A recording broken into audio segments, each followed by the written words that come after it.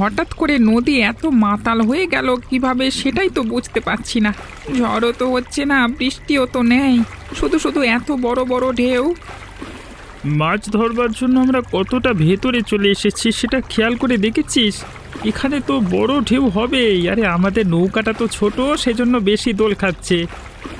আমার তো ভীষণ ভয় লাগছে, কখন যেন নৌকাটা ডুবে যায়। আমি নিজেও তো সেই ভয়ই আছি। এই তাড়াতাড়ি জালটা তোল তো, জালটা ফেলে এভাবে চলে যাওয়া যাবে না। জালটা তো অবশ্যই তুলতে হবে। কদিন আগে যে জালটা আমরা কিনেছিলাম, এইভাবে নদীর মাঝখানে এটা ফেলে যেতে পারি না, তাহলে নিঃস্ব হয়ে যাব। এ কি, নৌকা ফেটে জল উঠছে তো, মনে হচ্ছে নৌকাটা ডুবে যাবে। এবার মনে হচ্ছে মরেই যাব। তাড়াতাড়ি ঝাঁপ দাও, সাঁতার কেটে কোনো মতে কিনারায় যেতে পারলে হয়। নৌকার কথা বাদ দাও, জলের কথা বাদ দাও, উড়ে বাবা আগে বাঁচাও।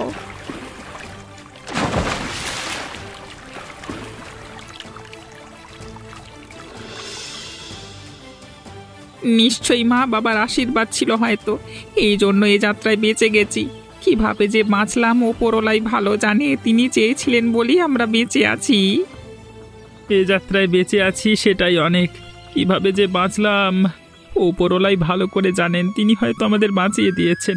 আমি তো খুবই ভয় পেয়েছিলাম, মনে হচ্ছিল এই যাত্রায় বুঝি জীবন নিয়ে আর বাড়ি ফেরা হবে না। হে বাবা, হে বাবা, সব কিছু আমাদের শেষ হয়ে গেল গো। নতুন জালটা ছিল, নৌকা ছিল, সব কিছু এক নিমেষেই শেষ। আমরা নিঃস্ব হয়ে গেলাম। জীবন যেহেতু বেঁচেছে, ওসব আবার সব কিছু কোনো না কোনোভাবে তৈরি করতে পারবো আমরা। জীবন একবার চলে গেলে সেটা আর ফিরে পাওয়া যেত না। ও ওপরওয়ালার কাছে কৃতজ্ঞতা প্রকাশ কর, তিনি এখন আমাদের বাঁচিয়ে রেখেছেন। সেটা তুমি একদম ঠিক কথাই বলেছ। তুমি ছিলে বলে আমি কিছুটা সাহস নিয়ে সাঁতার কেটে এখানে আসতে পেরেছি। একা হলে নিশ্চয়ই মারা যেতাম, সত্যি বলছি। তোকে কি বলবো, আমি নিজেই তো ভয় পেয়ে গেছি।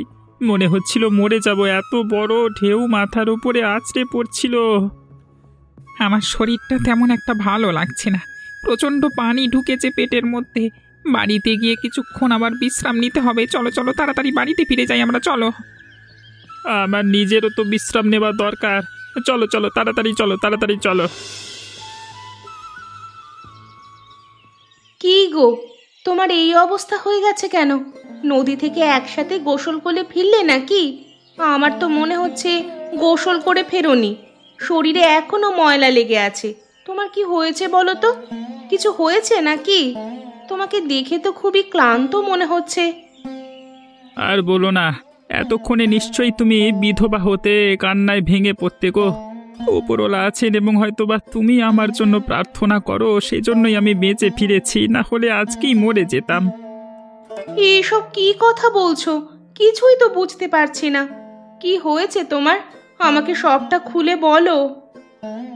আমি আর দুলাল মাঝ নদীতে গিয়েছিলাম আমাদের সেই ছোট্ট নৌকা নিয়ে মাছ ধরতে। হঠাৎ করে কোত্থেকে এত বড় বড় ঢেউ চলে আসলো, কিছুই বুঝতে পারলাম না। 1 মিনিটের মধ্যে আমাদের নৌকার তলা ফেটে জল ঢুকতে শুরু করলো। কিছুক্ষণের মধ্যে আমাদের নৌকাটা মাঝ নদীতে ডুবে গেল। ওপরওয়ালার কৃপায় কোনো মতে আমরা সাঁতার কেটে নদীর কিনারায় এসে পৌঁছেছি।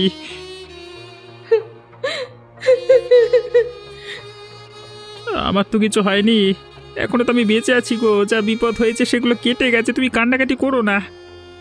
তোমার আর কখনো নদীতে মাছ ধরার দরকার নেই। কবে যে তুমি সত্যি সত্যি ডুবে মারা যাবে আমি নিজেও বলতে পারছি না। আমি বিধবা হব, তোমাকে আমি কোনোভাবে হারাতে চাই না। আমরা গরিব মানুষ, এভাবে কষ্ট করেই খেতে হয়। তবে অত নদীতে যাওয়া আমার উচিত হয়নি। এরপর আর কোনোভাবেই আমি অত দূর মাছ ধরবার জন্য যাবো না। তুমি চিন্তা করো না গিন্নি। আমি চিন্তা না করলে তোমার জন্য আর কে চিন্তা করবে শুনি? তুমি তাড়াতাড়ি এখনই ঘরে চলো। তোমার এই জামা কাপড়গুলো ভেজা, এখনই পাল্টাতে হবে, না হলে যে তোমার ঠান্ডা লেগে জ্বর আসবে। আচ্ছা আচ্ছা, ঠিক আছে, চলো চলো চলো চলো।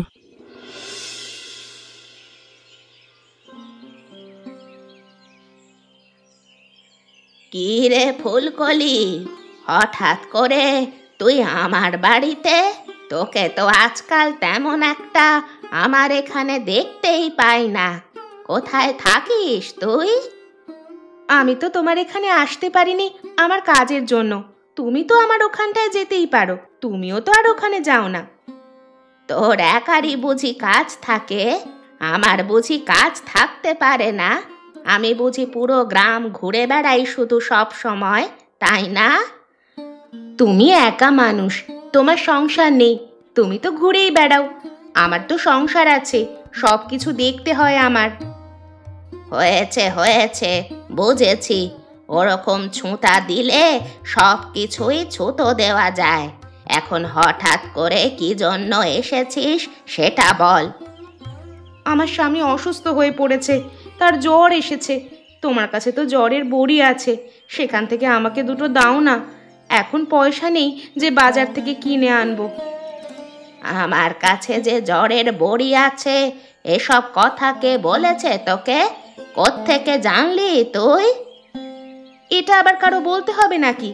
এটা আমি এমনিতেই জানি তোমার কাছে আছে, সেটা জেনেই আমি এসেছি। মিথ্যা কথা বলবে না কিন্তু, তাড়াতাড়ি দাও বলছি বুড়িমা। তোদের জন্য আমি কিনে রেখেছি নাকি? আমি যখন অসুস্থ হয়ে যাই তখন তো তোরা আমাকে কিচ্ছু দিস না। আমরা এসে তো তোমাকে দেখে যাই, আমরা যদি না থাকতাম এতদিনে তো মরে পড়ে থাকতে। হারামজাদি, তুই আমার মজা নিয়ে মশকরা করছিস তাই না? আমি তো মজা করবই, মজা করে আরো অনেক কিছুই তোমাকে বলতে পারি। তুমিও তো আমাকে হারামজাদি বললে, আমি কিছু বললাম? তাড়াতাড়ি তুমি জ্বরের বড়িগুলো আমাকে দাও বুড়িমা, আমি তাড়াতাড়ি বাড়িতে ফিরবো। সেটা তো ফিরবি, তবে শীতের দিনে জামাই নিমন্ত্রণের কি ভেবেছিস? তোর তো মেয়ের জামাই আছে, আসবে কবে? এখনো কিছু ভাবতে পারিনি গো। জামাইদের যদি এই শীতে নেমন্তন্ন না দিস তাহলে কিন্তু তারা রাগ করবে। এটা কিন্তু আমাদের গ্রামের নিয়ম, সব জামাইদের নেমন্তন্ন করা। আগে আমার নিজের জামাইটা সুস্থ হোক, তারপর মেয়ের জামাইয়ের কথা চিন্তা করব। তুমি এখন বড়িগুলো দাও তো।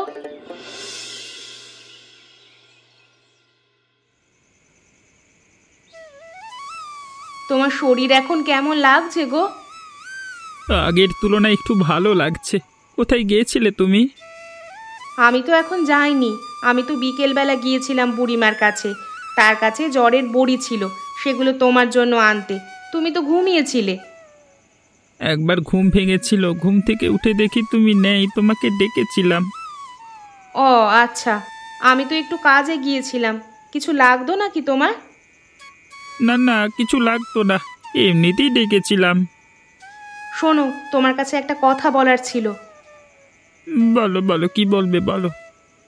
শীত তো চলে আসলো, শীতের দিনে মেয়ে আর মেয়ের জামাইকে তো অবশ্যই নেমন্তন্ন করা উচিত, না হলে তো মেয়ের বদনাম হবে। সব কিছুই আমার মাথার মধ্যে আছে, আমি যে কি করব বুঝতে পারছি না। তবে তুমি চিন্তা করো না, কিছু একটা ব্যবস্থা তো করতেই হবে। আচ্ছা ঠিক আছে, তুমি ভেবে দেখো কি করা যায়। আমি তোমার জন্য খাবার আনছি, খাবার খেয়ে জ্বরের বড়িগুলো খেয়ে নেবে।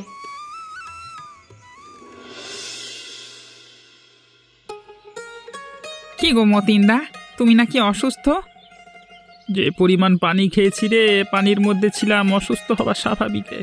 তো শরীর কেমন? তুই তো অসুস্থ হসনি নাকি?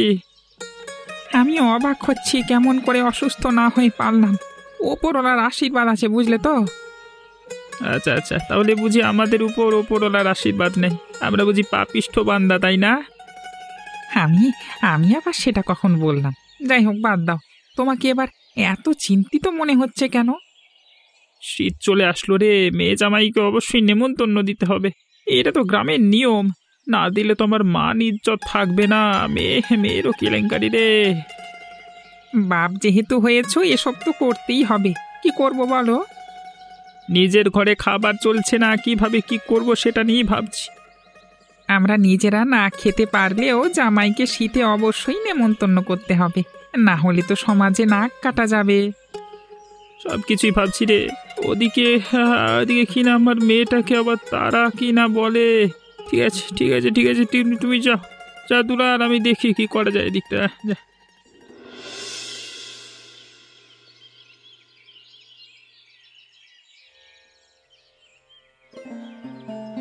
কি গো মা, কি হয়েছে? তুমি এভাবে আমাকে ডাকছো কেন? তোর সাথে কথা না থাকলে এমনিতে এমনিতে আমি তো আর তোকে ডাকছি না, নিশ্চয়ই কথা আছে। কেন রে, তোর সময় হচ্ছে না আমার কথা শোনার? তেমন কিছু না, আরো কাজ আছে, সেজন্য যাবো ভাবছি। কিন্তু তুমি এমন ভাবে ডাকছিলে, মনে হচ্ছে খুবই গুরুত্বপূর্ণ বিষয়। যাই হোক, যেহেতু ডেকেছো এসেও পড়েছি, সেহেতু তোমার কথা বলো, সেগুলো আগে শুনি।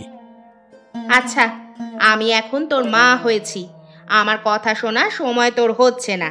নিজের বউয়ের সাথে তো সারাদিন বক বক বক বক করতে থাকিস, কথাই বলতে থাকিস। তোমার এই একটা সমস্যা আছে, কি কথার মধ্যে কি কথা বলে ফেলো সেটা আমি নিজেও বুঝতে পারি না। কেন ডেকেছো সেটা বলো। শীত তো চলে এসেছে, সব গ্রামের জামাইদের শ্বশুর বাড়িতে নেমন্তন্ন দিচ্ছে। তোকে তো এখনো কোনো নেমন্তন্ন দিল নাকি রে?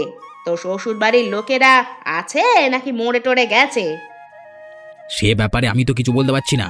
ময়না তো তেমন কিছু আমাকে বলেনি এখনো। বলেনি? তার জন্য এইভাবে চুপচাপ বসে থাকলে তো আর হবে না, তুই গিয়ে জিজ্ঞেস কর। যেভাবেই হোক এসব আদায় করে নিতে হবে, না হলে কিন্তু জামাই হিসাবে তোর কোনো দাম থাকবে না, বলে দিলাম। আচ্ছা ঠিক আছে মা, আমি দেখবো ব্যাপারটা। এখন তো কাজে যাব, রাতে এসে সব ব্যাপারে কথা বলবো, ঠিক আছে? আচ্ছা ঠিক আছে, বলিস।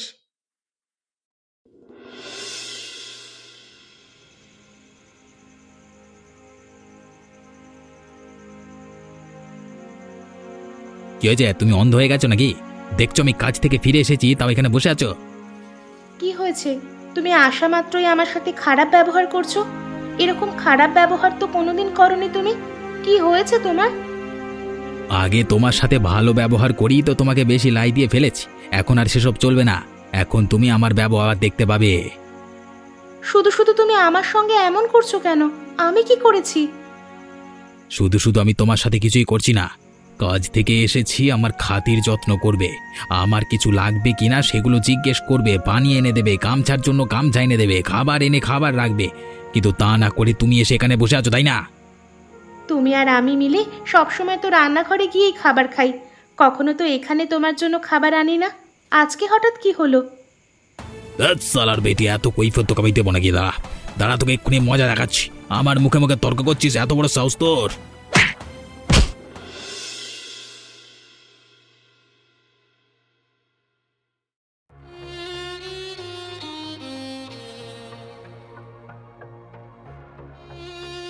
বেলা কত হয়েছে সে খবর আছে? তুমি এখনো এখানে বসে বসে রান্না করছো? আজকে একটু রান্না করতে দেরি হয়ে গেছে মা, শরীরটা তো তেমন ভালো নেই। তোমার শরীর আবার কোন দিন ভালো থাকে? আমার শরীর সবসময় ভালো থাকে, আজকেই শুধু ভালো নেই।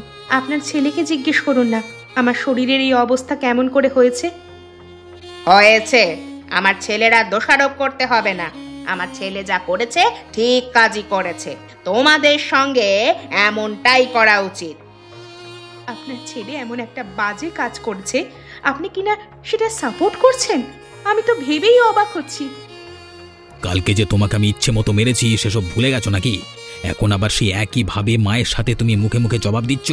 এত বড় সাহস হয়ে যাচ্ছে তোমার দিন দিন, না? বুঝলি তো তোকে আমি কেন বলেছি এই মেয়েকে ঘরে রাখা চলবে না? এক্ষুনি এই মেয়েকে বাড়ি থেকে বের করে দে বলছি।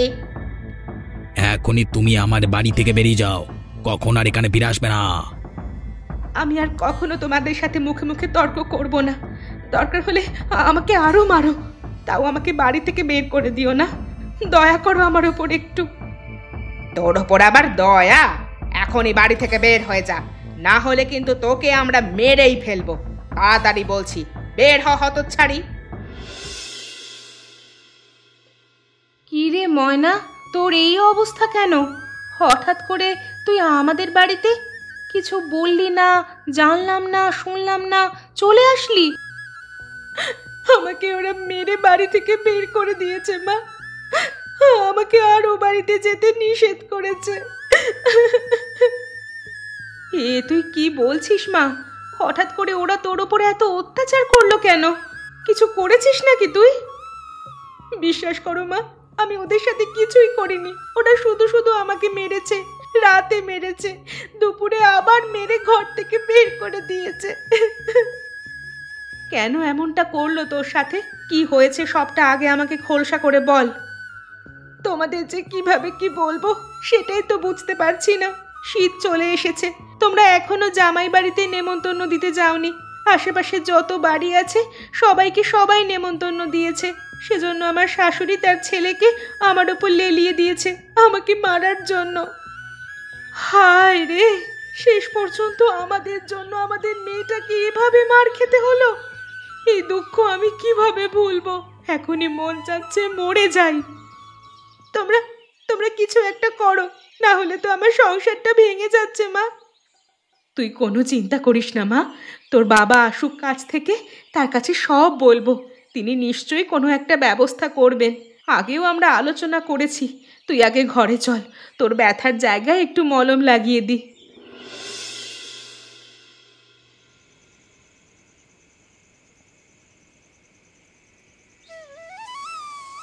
বাবা, বাবা তুমি এসেছো? আমি তো সেই কখন এসেছি, তোমার জন্যই অপেক্ষা করছি। তুমি এত রাত করে ফিরলে যে? আরে মা, তুই তুই কখন আসলি রে মা? কই তোকে একা দেখছি, জামাইকে তো দেখছি না, জামাই আসেনি। তোমরা যদি শীতে জামাইকে নেমন্তন্ন না দাও তাহলে কিভাবে আসবে? সে তো আর একা একা এই বাড়িতে হেঁটে চলে আসতে পারে না। সবটাই আমি বুঝতে পারছি, সেজন্য দিন রাত খেটে কাজ করছি মা। কোনো একটা ব্যবস্থা আমি করব, তুই চিন্তা করিস না। আমি কি জন্য এসেছিস সেটা বল। মেয়েটা ইচ্ছে করে আসেনি, ওরা মেয়েটার ওপর অত্যাচার করেছে। মেয়েটাকে নাকি মেরেছে। মেয়েটার গায়ে অনেক ক্ষতের চিহ্ন আমি দেখতে পেয়েছি। মেয়ের এই কষ্ট কোনোভাবেই আমার সহ্য হচ্ছে না। কদিন আগেই তোমার সাথে এই ব্যাপারে কথা বললাম, তুমি কিছু করতে পারলে? আমি তো চেষ্টার কোনো কমতি রাখছি না। দেখছো তো কিভাবে কাজ করে যাচ্ছি। কিছু টাকা হাতে এসেছে, আরও কিছু টাকার দরকার। আরও কয়েকটা দিন অপেক্ষা করতে বলো না। অপেক্ষা করতে করতে ওরা আমার মেয়েটাকে মেরে ফেলুক, তাই না? তুমি তো সেটাই চাও, আমার মেয়েটা মরে যাক। তুমি এটা কেমন কথা বলছো? তোমার একার মেয়ে নাকি আমারও তো মেয়ে। আমি তো সর্বোচ্চ চেষ্টা করছি, এখন কি করব বলো তো? মা, তুমি বাবার সাথে এরকমটা করো না। বাবা তো চেষ্টা করছে। যাই হোক, আমি এটাই জানাতে এসেছিলাম। বাবার যেহেতু আরো কয়েকটা দিন সময় লাগবে, কিছু তো করার নেই। তুই কোনো চিন্তা করিস না, কালকেই চলে যাস। মানুষ না হলে খারাপ বলবে রে। আমি কদিনের মধ্যেই চলে আসবো রে মা। আচ্ছা ঠিক আছে বাবা, আমি সকালেই চলে যাব। আমার জন্য তোমার মান ইজ্জতের কোনো সমস্যা হবে না। কি গো গিন্নি, তুমি এখানে বসে আছো কেন? মেয়ের সাথে একসাথে ভাত খাবো, তাড়াতাড়ি ভাত বেড়ে দাও সবাইকে। কি হলো মতিনদা, এ কয়দিন তো ভালোই কাজ করছো, আজকে তো আবার দেখছি তোমার মন খারাপ। কি হলো? কদিন আগে মেয়েটা এসেছিল, ওরা নাকি মেয়েটার উপর খুবই অত্যাচার করেছে। কিছু টাকার প্রয়োজন, কিছে করব। যে টাকা এখান থেকে রোজগার করি নিজেরাই চলতে পারি না, অল্প কিছু টাকা জমিয়েছি। কি বলছো কি? ওরা তোমার মেয়ের উপরে অত্যাচার করেছে, এটা কেমন কথা হলো? সপ্তাহখানেক আগে এসেছিল, আমি অনেক বুঝে তারপর মেয়েটাকে পাঠিয়েছি।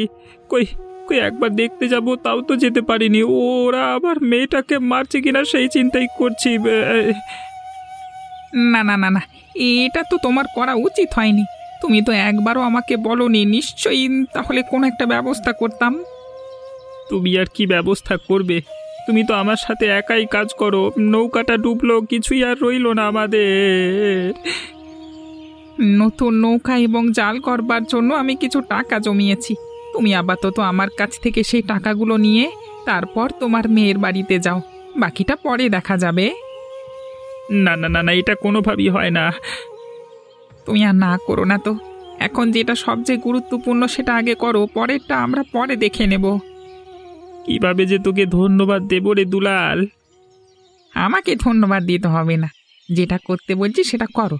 এখনই বাড়ির উদ্দেশ্যে রওনা দাও তুমি। না না, এখন যাব না, কাজটা শেষ করে সন্ধ্যে যাব। কালকে মেয়ের বাড়িতে যাব। তাহলে আর কথা বাড়িও না, কাজে লেগে পড়ো। এখন আমি কি করব? ময়নাকে তো আমি মেরেই ফেললাম, বিশ্বাস করো আমি ইচ্ছে করে মারতে চাইনি। কিভাবে যে লাঠি দিয়ে আঘাত করে ফেললাম আমার মাথার মধ্যে। যা হয়েছে হয়ে গেছে, এসব নিয়ে এখন আর চিন্তা করতে হবে না। মেরে ভালোই করেছিস, আপদ বিদেয় হয়েছে। জানাজানি হলে পুলিশ এসে আমাকে ধরে নিয়ে যাবে, কি করব মা? আমি থাকতে তোর কিছুই হবে না, সবটা আমি দেখছি।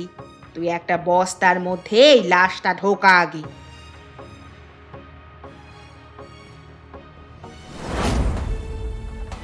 আয় ওপরওয়ালা, আমার মেয়ের এ কি অবস্থা! আমার মেয়ে কি বেঁচে নেয়? ওরা আমার মেয়েকে মেরে ফেলেছে। হায় হায় হায় হায়, এ কি হলো? আমার মেয়েটাকে তোমরা এইভাবে মেরে ফেললে? আমরা তো তোমাদের নিমন্ত্রণের জন্যই এসেছিলাম, তোমরা আর দুদিন অপেক্ষা করতে পারলে না? আমার মেয়েটা কি দোষ করেছিল? বিশ্বাস করুন, বিশ্বাস করুন, আমি ইচ্ছে করে মারতে চাইনি। কিভাবে কি হয়ে গেল ডিজি বুঝতে পারলাম না। মা আমাকে বলেছিল ওকে একটু সাহায্য করবার জন্য। আমি বলেছিলাম একটু সায়স্তা করার জন্য, এজন্য তুই মেরে ফেলবি? আবার আমাকে দোষারোপ দিচ্ছিস? কারো দোষারোপ দেওয়ার কোনো লাভ হবে না।